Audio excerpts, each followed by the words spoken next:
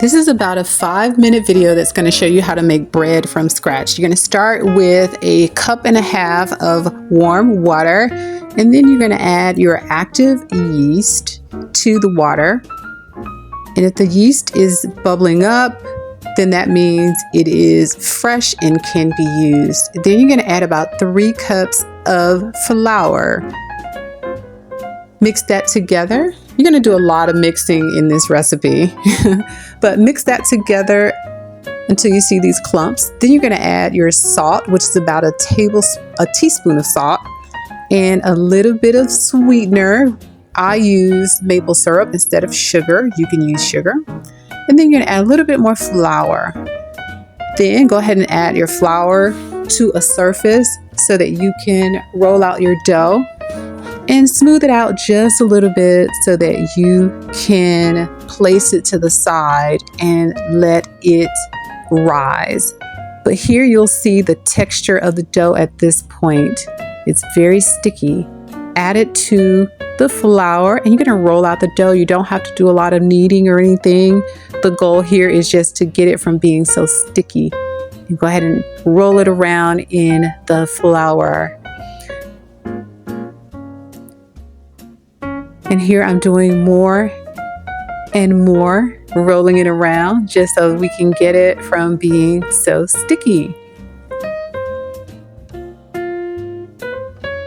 Okay, so I think we're here at a point where we can let the dough rest. You're going to put the dough in a container or a bowl, as you see here, and let it rest typically for about an hour. I let it rest for about 3 hours, and this is what you're doing so that you can give it a chance to rise. You want your dough to rise and get bigger.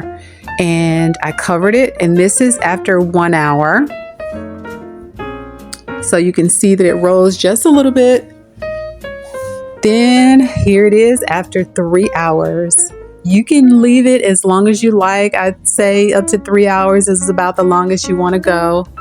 Or you can just let it sit overnight until the next morning. And then you're going to take a spatula and try to remove it from the sides of the bowl because it gets sticky again after it rose a little bit. And what I did was I put a little flour in there and I just let it sit on top of the dough.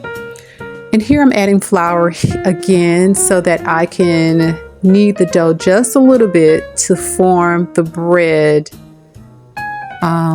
And you know, the way I want the bread to look. So you're going to sort of mold it into your bread, your actual bread. So you go ahead and do that.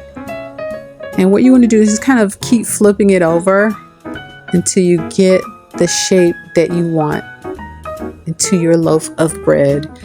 And what you want to do is kind of pinch it. So here you're going to score it. And this is, from what the bread makers are saying, is going to sort of help it ventilate so that your bread can rise in the right places. Okay. And then you can put parchment paper down. I know that you don't have to have parchment paper, but it just makes your cleanup easier. Here I just put flour underneath my loaf of bread and I put the bread into this iron cast pan and I put it in the oven for about an hour, 30 minutes to an hour. So after 30 minutes, I saw that it was rising and I went ahead and took it out.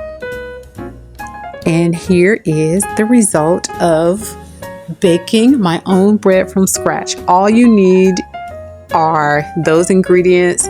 You can even add herbs to it if you'd like, cheese to it if you'd like. I like to keep my bread simple, but this is the result. Look how hot and fresh that bread is, and it tasted really, really good. So I encourage you to make bread yourself at home from scratch, and that way you'll know what ingredients are in your bread, and you'll know it's healthy and it's the best bread for you. All right. I hope you enjoyed this and I hope it helps. Take care.